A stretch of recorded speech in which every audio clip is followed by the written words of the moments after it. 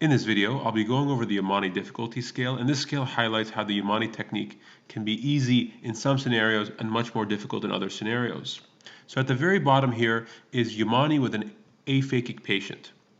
And this comes in two scenarios. Scenario number one is a patient that's referred to you that's been wearing a contact lens for many, many years, like a gas permeable contact lens, and now they become intolerant to contact lens and were referred for secondary IOL fixation. And so the reason why this is easy is because all you have to do is the Yamane technique. You don't have to do anything else. You don't have to take out a dislocated lens, and so this is at the bottom of the list.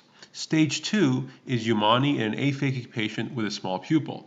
Now, with the Yamane technique, like anything else, visualization is important.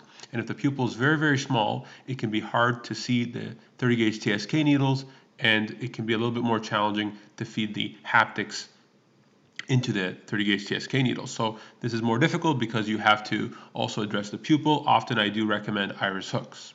Stage 3 is Yamane in a dislocated lens with a well-dilated pupil. This is more difficult, of course, because here, before you can even do Yamane, you have to take out the dislocated lens, and you have to be very careful in that how you remove the lens. You have to be careful of vitreous management to ensure there's no entangled vitreous.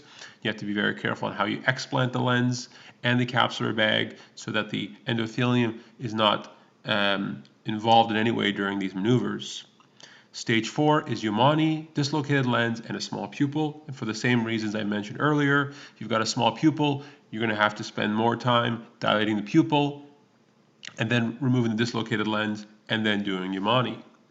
And then the next stage is Yamane, dislocated lens, but in this case, it's a PMMA lens. This can be a anterior chamber IOL, but often these cases come in with a posterior chamber PMMA lens and a well-dilated pupil. And the reason why this is even more difficult is because these lenses cannot be cut. So you have to be comfortable doing a 7mm scleral tunnel.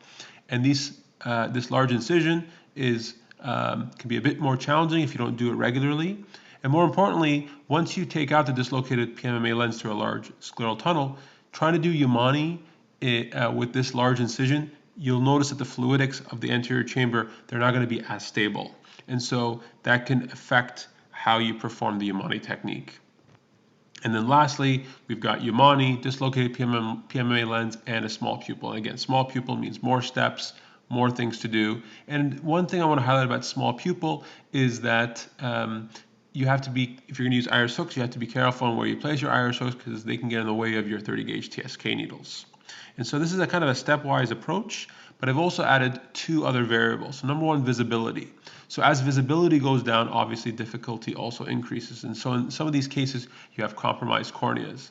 And then also a lot of these dislocated lenses, they do have sombering ring, and the sombering ring can be very challenging to remove. It's chalky white, it's not soft like cortex. It can be hard to break, but more importantly, it can migrate posteriorly while you're trying to remove the dislocated IOL. And so for those reasons, you want to, when you're evaluating the case that you have, look at where things stand on the difficulty scale, and this will give you an idea of which cases are going to be more straightforward and which cases are going to be more difficult. Now, the one last factor is coexisting ocular conditions. So if the patient's had a prior vitrectomy, I do find that the things are not, that the stability inside the eye is not as great. And of course, when you don't have the vitreous cushion back, when you're placing that 3-piece IOL to do Yamane, things are not as stable. And so post-vitrectomized eyes and Yamane, I find that the stability of the anterior chamber is not as good, and the IOL may migrate posteriorly during your maneuvers because there's nothing supporting the IOL. And then of course, in some cases, not commonly, but you can have a case you're booking for Yamane and uncontrolled glaucoma. And so again, those would require even more things that you have to do in the eye, and that would of course increase the difficulty. But I wanted to keep the difficulty scale specifically focused on the factors, which is pupil size, the type of lens or the lack of a lens, in other words aphakia, and then visibility and sombering ring, because I feel like these are unifying factors in most cases. You can mention many other scenarios, but I find that this will basically simplify to you where your case will be in the difficulty scale. And in theory, when you're transitioning through learning this procedure, you want to start at the bottom and basically use this as a scale to go from one level and one level.